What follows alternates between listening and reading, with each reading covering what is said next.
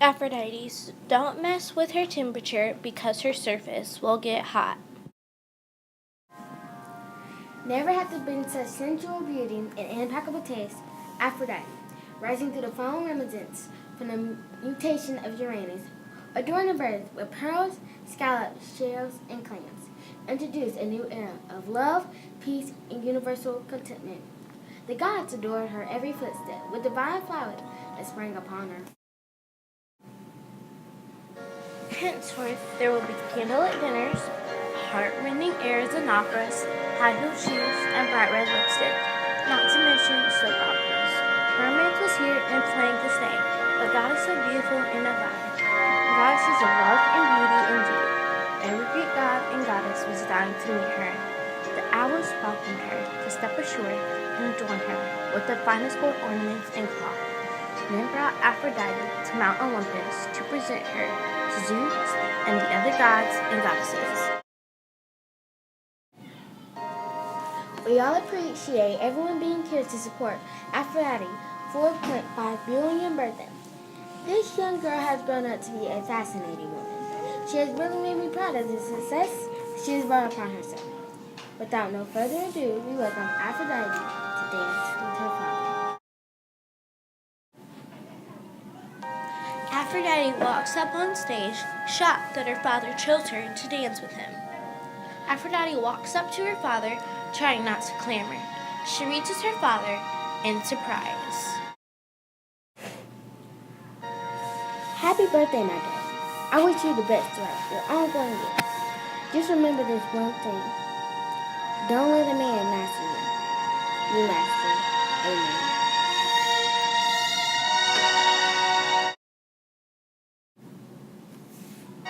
Okay, father, I understand, Aphrodite replied, with a perplexed thought on why her father would say that.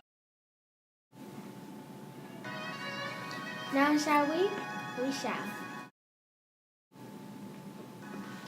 Aphrodite takes Zeus by the hand, and they both step on one accord, like two peas in a pod, neatly lined up together. They dance and dance as if they were Cinderella and Prince Charming dancing together as the wind blows in their hair. Aphrodite has never felt any magical than this before.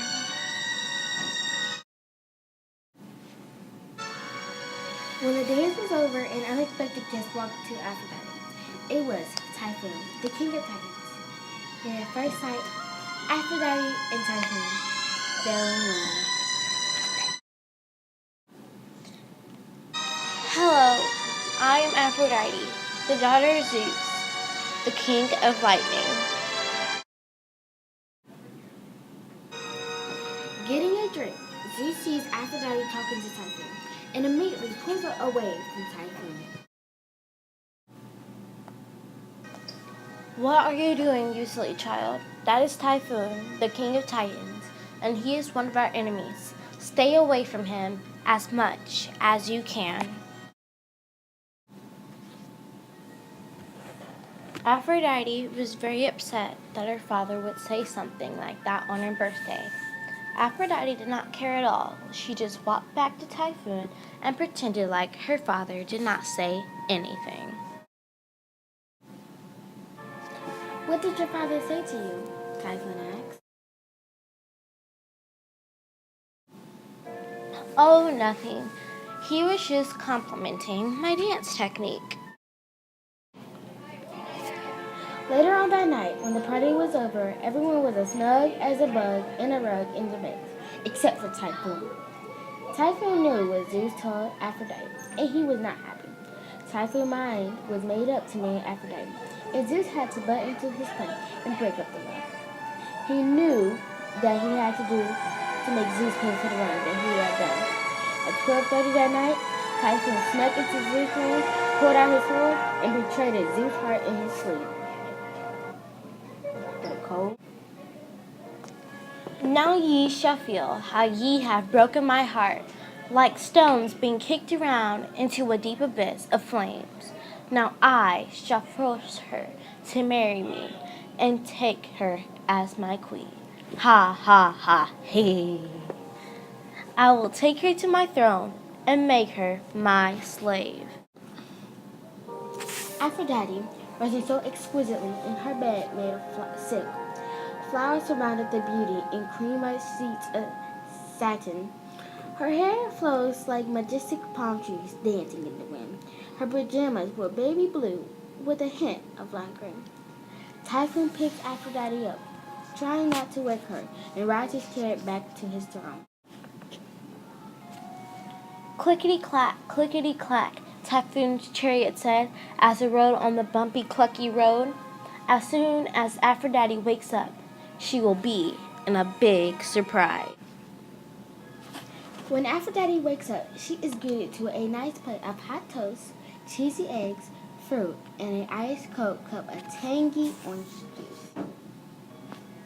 Where am I? What happened? Said Aphrodite perplexedly. Typhon explains to Aphrodite how her father gave him permission to take her to his house and propose to her. He knew that he was lying to Aphrodite. He just couldn't afford to lose her again after what Zeus did to him. Aphrodite wasn't sure on why her dad let her marry Typhon if he didn't like him. Later on that evening, when things died down, Typhon bought Aphrodite a gold and silver dress for them to go out in the town so Aphrodite could meet the people in the town. Rumor has it that Typhon only wants to marry Aphrodite because of her beauty and to make her the queen of Titans. When Aphrodite heard this, she couldn't believe this. She went back to his house, packed her bags, and waited till night to leave. What? You mean to tell me that you're a Titan? You lied to me, and I thought that you loved me. Now I know you're just a coward. No one calls me a coward. Typhon rushes towards Aphrodite with rage and tries to lock her in the basement. Aphrodite quickly turns around and grabs a frying pan that was on the basement storage room and slaps it right across Typhoon's face, which made him to be unconscious. My father was right. I shouldn't let a man master me. I should master a man, and that's what I'm going to do. Aphrodite wanders around the room and finds a cell phone to call a taxi driver to come and pick her up. Once she got to her father's home, Aphrodite sprints to Zeus' throne and finds out that he is dead. Father, oh Father, who has done such a remarkable things to you? What person would do this? Typhoon!